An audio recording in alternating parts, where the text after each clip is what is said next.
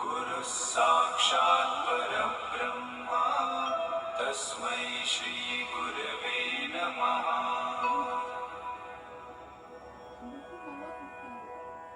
गुरुर्ब्रह्मा गुरुर्विष्णु। The occasion of Teachers' Day about Ekalavya's Guru Bhakti.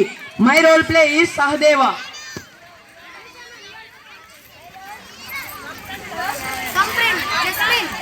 My role play is Ekalavya's mother.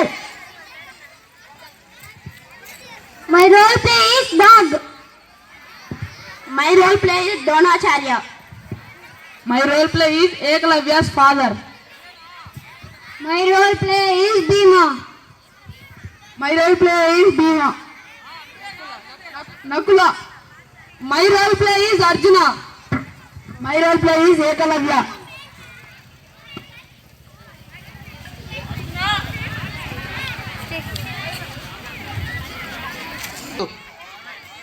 అతడు గిరిజన అధినేత కుమారుడు.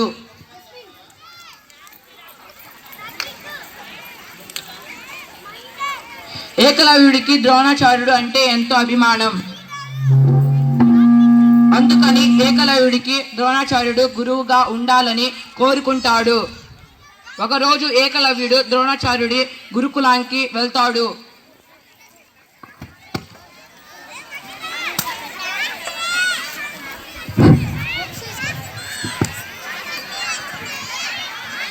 ద్రోణాచార్య వరుణు, నేను ఏకలవ్యుని, నేను గిరిజన అధినేత కుమారుని. దయచేసి నన్ను మీరు మీ శిష్యుడిగా అంగీకరించి గొప్ప విలువిద్య నేర్పరిగా మార్చగలరా?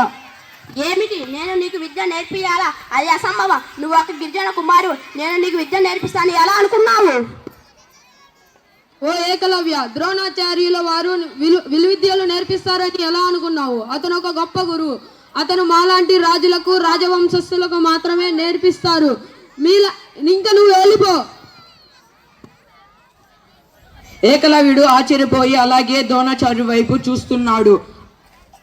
అప్పుడు ద్రోణాచార్యుడు కూడా ఏం మాట్లాడలేదు. అప్పుడు ఏకలవ్యుడు పగిలిన గుండెతో ఇంటికి వెళ్తాడు.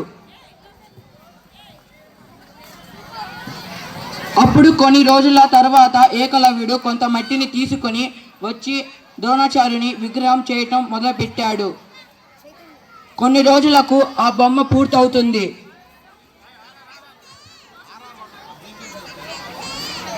ప్రతిరోజు ఉదయాన్నే ఏకలవ్యుడు ద్రోణాచార్యుని విగ్రహం ముందు విలువిద్యను నేర్చుకునేవాడు. ఆయన బొమ్మను దేవునితో సమానంగా పోల్చేవాడు.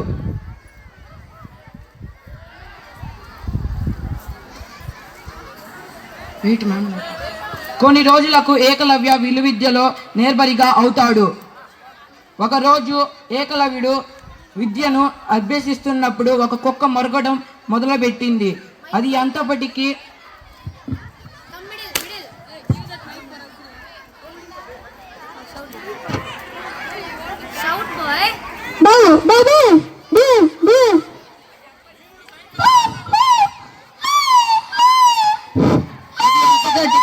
అరవడం పోయేసరికి ఏకలవ్యుడు తన విలువిద్యను ఉపయోగించి కుక్క నోరు చుట్టూ బాణాలు కప్పివేశాడు.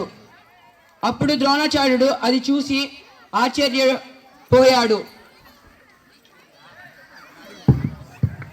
ఆ తర్వాత, నువ్వు ఎప్పుడు ఎవరి దగ్గర విలువిద్యలు నేర్చుకున్నావు? మీరే నా గురువు. నేను మీ గురువును కాదు.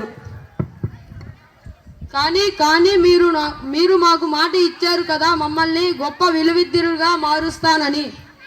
ఈ గురుదక్షిణ ఏది ఏకలవ్య?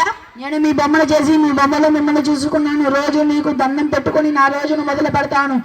నీకు ధన్యవాదాలు. నీ వలనే నేను గొప్ప విలువిద్య నేర్చుకున్నాను. అయితే నాకు నీ కుడి చేతి బొటన వేలు దక్షిణగా ఇవ్వు. మీకు ఏమి కావాలో చెప్పండి గురువు గారు, మీరు ఏమి అడిగినా నేను ఇస్తాను. అయితే నా కుడి చేతి బొటన వేలు నాకు దక్షిణగా ఇవ్వు.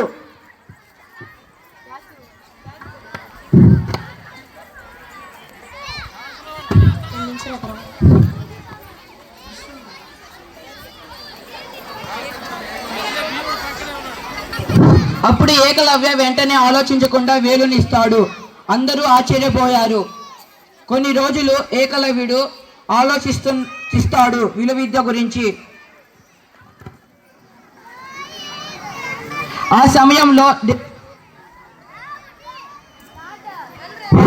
సమయంలో దేవుడు ఏకలవ్యుడిని ఆశీర్వదిస్తాడు.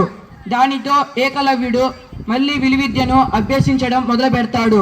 విలువిద్యను చక్కగా నేర్చుకొని పట్టుదలతో విలువిద్యలో మొదటి స్థాయిలో ఉంటాడు.